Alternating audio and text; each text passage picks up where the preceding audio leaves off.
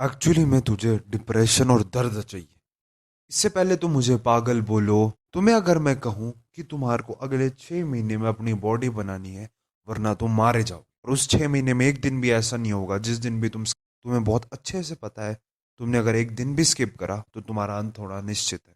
लेकिन वहीं पर अगर मैंने सिर्फ ये बोला होता कि तुम्हें 6 महीने में बॉडी बनानी है अपने आराम से, मैं लिख के दे सकता हूँ कि तुम्हारे में से 90% लोग स्किप कर देंगे जब उस 6 महीने में, क्योंकि तुम्हारे पास कुछ सफरिंग, कुछ रूट कॉज, कुछ मेन कॉज ही नहीं है।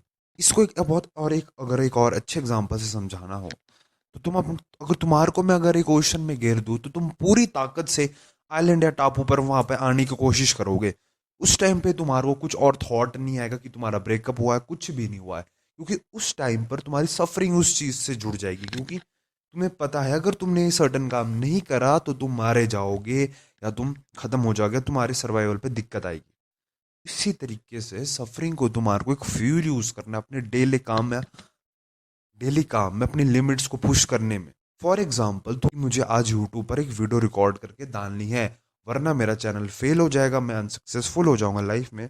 और अगर अनसक्सेसफुल हो गया लाइफ में तो मैं कभी पैसे नहीं कमा पाऊंगा। तुम तो तुम एक देख रहे होगे किस तरीके से चेन बन रही है, एक सफरिंग कॉज बन रहा है।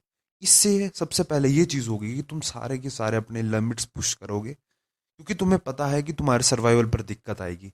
एंड ह्यूमन का ब्रेन सबसे ज्यादा एक्टिव तब भी होता है जब उसके सर्वाइवल पर बात आती है।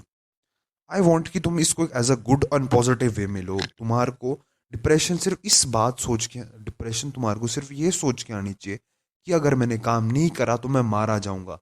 मेरे से गारंटी लिख के ले लो, अगर ये तुम्हारे मन में माइंडसेट आ गया, तुम्हारी लाइफ पूरी फ्लिप हो जाएगी।